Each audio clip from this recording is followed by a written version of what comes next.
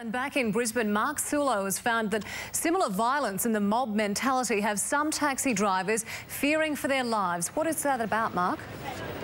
Well, the Taxi Council wants us all to help stop the violence against taxi drivers, and it has some pretty compelling arguments. On the weekend at about 12:30 a.m, a young cabbie drove into Paddington into a street there to pick up some party goers, and he was surrounded by a mob of about 70. Some of the drunken louts started banging on the cab, hitting it with their fists, kicking in the panels, caused about $2,000 damage. This is akin to someone coming into the workplace, a normal office, standing around a desk, a mob intimidating an employee, threatening them and smashing their computer. We just wouldn't cop it. And the Taxi Council says this is a little bit more than a booze-fuelled entertainment.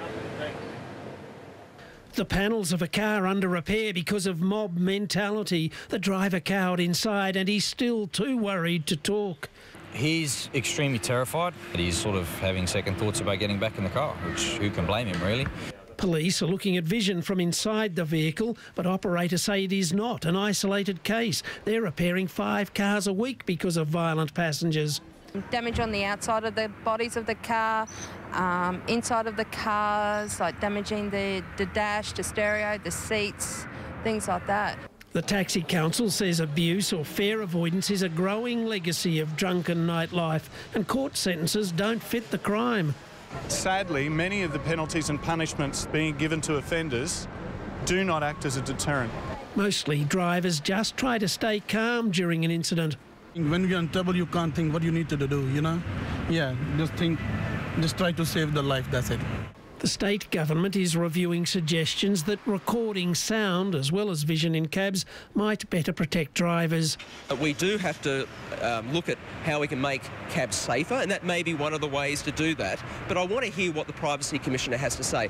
But the Transport Minister already knows civil libertarians and many passengers are against it. Definitely, no. The Taxi Council is convinced the public has to support and help change attitudes towards drivers, or we'll all end up walking home from a late night out.